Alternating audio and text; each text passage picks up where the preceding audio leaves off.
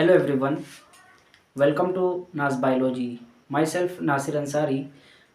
आज की video lecture में हम लोग बात करने वाले हैं एंजाइम के बारे में। तो चलिए शुरू करते हैं। तो यहाँ पर आप देख सकते हैं बोर्ड पे लिखा हुआ है एंजाइम। एंजाइम क्या होता है? एंजाइम इज़ ऑर्गेनिक कैटलिस्ट या बायो कैटलिस्ट। एंजाइम एक ऑर्गेनिक कैटलिस्ट या बायो कैटलिस्ट होता है जो कोई भी मतलब बायोलॉजिकल रिएक्शन जो होती है बॉडी में उसको कैटलाइज करता है, उसको फास्ट कर देता है। एंजाइम का मतलब होता है, एन का मतलब होता है इन, जाइम का मतलब होता है ईस्ट। यानी एंजाइम की डिस्कवरी जो हुई थी वो यीस्ट से एंजाइम को डिस्कवर किया गया था। एंजाइम का एग्जिस्टेंस यानी जो पहले साइंटिस्ट ने बताया था कि एंजाइम भी प्रेजेंस है, इस एंजाइम का भी प्रेजेंट होता है बॉडी में, उसको बताया था बर्जीलियस, एक साइंटिस्ट ने। इन्होंने प्रोटीन के भी बारे में बहुत चीज़ें बताई हैं। टर्म दिया था कोहने ने। एंजाइम की स्टडी को कहते हैं एंजाइमोलॉजी। एडवर्ड बकनर एक साइंटिस्ट थे। इन्होंने पहले टाइम एक्सट्रैक्ट किया था first enzyme from जाइमेज east. East से इन्होंने पहली टाइम एक एंजाइम को एक्सट्रैक्ट किया था, निकाला था, और वो थे एडवर्ड बकनर। जेम्स समर ने क्रिस्टलाइजेशन ऑफ एंजाइम किया था, यानी कि इसको क्रिस्टल फॉर्म में एंजाइम को कर दिया था।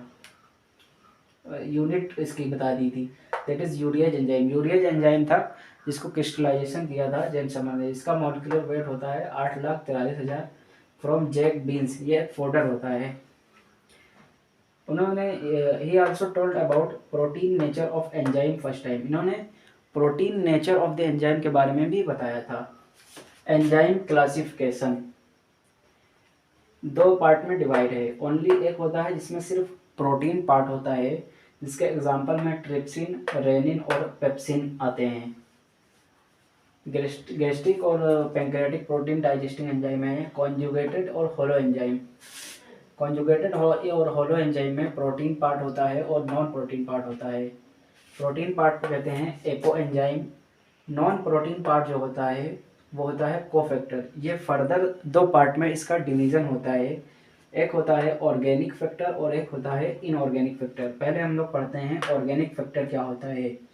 ऑर्गेनिक फैक्टर में प्रोस्थेटिक ग्रुप और को एंजाइम आते हैं। प्रोस्थेटिक का ग्रुप क्या होता है? ये टाइटली बाउंड होता है या बाइंड होता है एपो एंजाइम से, जो कि परमानेंटली बाइंड होता है एपो एंजाइम।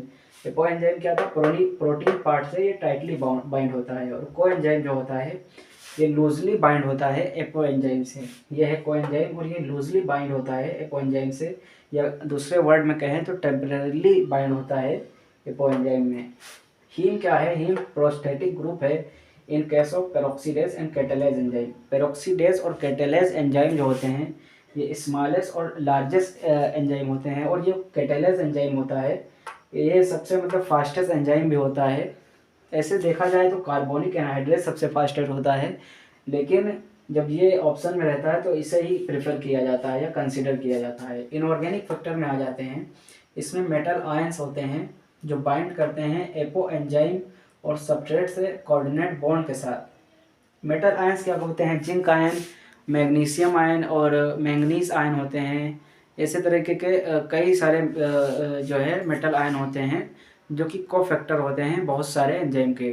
तो उम्मीद है ये वीडियो आपको पसंद आई होगी और समझ आई होगी।